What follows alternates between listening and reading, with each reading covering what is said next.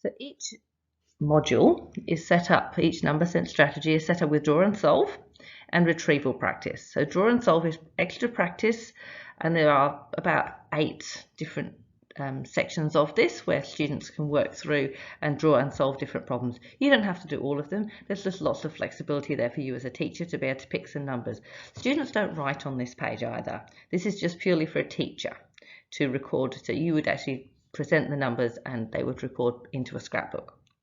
There's also retrieval practice. So I spent some time looking at spacing and interleaving. So the students keep being shown problems that they've already covered before to re-practice, revisit, to keep it fresh in their mind, all those different number strategies they've done previously. So you would have seen on the page before that I had a section for coding. And I just wanted to explain that a little bit further. So you'll see here the codes that I've created. So when you presented the problem, did they know that automatically? Did they just have immediate recall? Then we start to look at what other strategies did they use? Did they count on or count back a small number? Did they know it was a rainbow fact? Did they count on from the largest number? Did they count back for subtraction? Did they know double or half? Did they use a near double? Did they use place value? The interesting one for me is, did they actually compensate? Did they adjust? So if you had 9 plus 6, would they have thought, oh, that's actually 10 plus 5 to make it easier? And they may have used another strategy, but it's really interesting to know how they're thinking about their maths. So each page of the number problems, we present the students with a number problem, and then we ask them to represent it in all the different ways. This way we're building that conceptual understanding. So let's take a look at a question. So if we had a question, let's keep it really simple, and the question said 5. Let's take a look at a number problem. So for example, if we had 5 plus 2 equals, that's the problem that I would give the student as the teacher. And I might say to them, okay, can you solve that? And they might go 5, 6, 7 and work out it's 8. They might tell me that they know that 5 on a 10 frame and then 2 more is 7. But then I need to work through these different aspects of the conceptual understanding. So one of these is that students would then go, okay, I can put that in a word problem. So they then, and you would scribe this as the teacher. You wouldn't, this is a math lesson, not a reading lesson or writing lesson. So you might scribe for them that says, John had 5 apples. He went to the shop and bought 2 more. How many apples does he have? So you've put it into a word problem. You then might ask the student to show me conceptually what does that look like. So I'm not the best drawer, but he's had 5 apples. There's 5 little apples. And he got 2 more.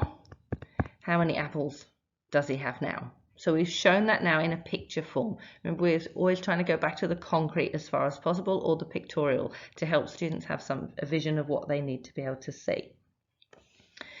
So they've done that one. Then they may words, we may get them to draw it. I might ask them to model it to get some counters out and to actually work through. We've already drawn the equation and we've already made a number problem. With this one, they may also model it using something like a 10 frame. So a 10 frame where they would draw, okay, so I have 1, 2, 3, 4, 5. They may grab a different color, 6, 7. So they model and show their understanding, and this actually helps them to see when we're looking at 5s and a bit more, or 5s and a bit less, which is what we do before we get to 10 and a bit more, 10 and a bit less, the place value. So that's the different ways that students can record. So we ask them to model, maybe with counters. We ask them to, or something like this, where they've modeled it on a 10 frame. They may model it with quiz and air rods. They then make a word problem with it. They draw it in pictures, so we drew the apples.